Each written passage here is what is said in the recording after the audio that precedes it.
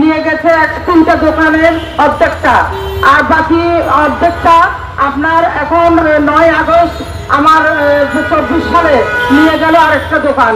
তাইলে 15 বছর আমি উদ্ধার করতে পারলাম না, তারপর যুবলীগের সাধারণ সম্পাদক এই পরিচয় দিয়ে এখন সে বিএনপির পরিচয়ধারী একজন তো কোনো দল সন্ত্রাসী, কোনো দল তো বলে নাই যে সে যেই দল হোক না কেন, কোনো দলের কমান্ড বলে নাই লুটতরাজ করতে, ধ্বংস লীলা চালাইতে দেশকে। আজকে ছাত্ররা আন্দোলন করে দেশকে পরিবর্তনের একটা দেশ বানাবে বলে যে অঙ্গীকার করেছে, সেটা আমরা দেখতে চাই। আমরা সরকারের কাছে এটুকু চাই, আমরা ছাত্র রাজনীতির কাছে এটুকুই কামনা করি, এ সমস্ত দল বা সন্ত্রাসীদেরকে চিহ্নিত করে আপনারা আইনের আওতায় আনুন।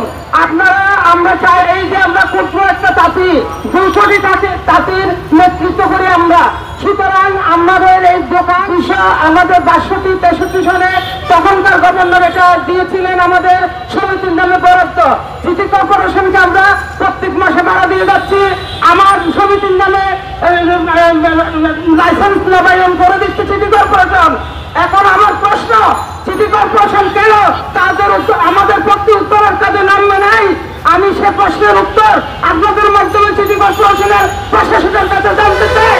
এর বিগত দিনে আমি 3 দিন দেখা করেছি প্রশাসকের সাথে এবং নিম্ন স্তরের অফিসে কিছু শ্রেণীর কর্মকর্তা পয়সা খেয়ে মুখগুলো হোসেনের আমার 70 লক্ষ টাকা জমানো দিয়ে গেছে।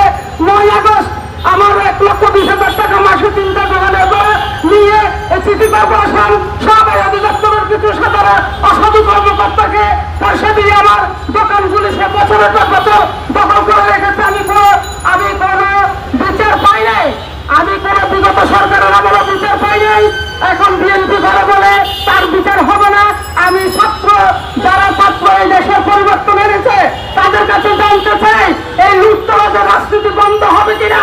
আমাদের পার্টি গোষ্ঠী, আমাদের সবাই ক্ষুদ্র এই জনগোষ্ঠী, 2 জনগোষ্ঠীর 3টা দোকানে তাঁতিদের কাপড় বিতরণ করা হতো।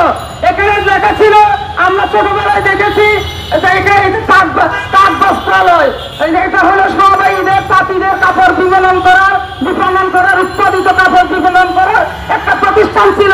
তাকে পুলিশ করে এখানে অন্য বছরে সাজাই এসে ভাড়া দিয়ে ভাড়া দখল করে খাচ্ছে। এদেশে কেন বিচার হবে না? কেন এই দেশ পরিবর্তন হইলেও এ সমস্ত অসাধু নির্যাতন করা লোকদের বিচার কেন হবে না? তাইলে কিসের পরিবর্তন আমরা জানতে চাই।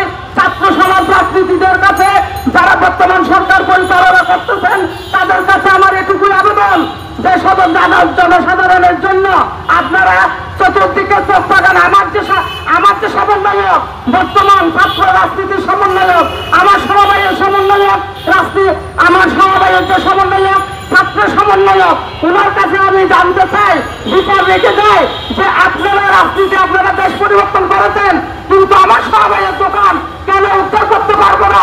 আপনাদের কাছে সেই বিচার আমি রেখে গেলাম।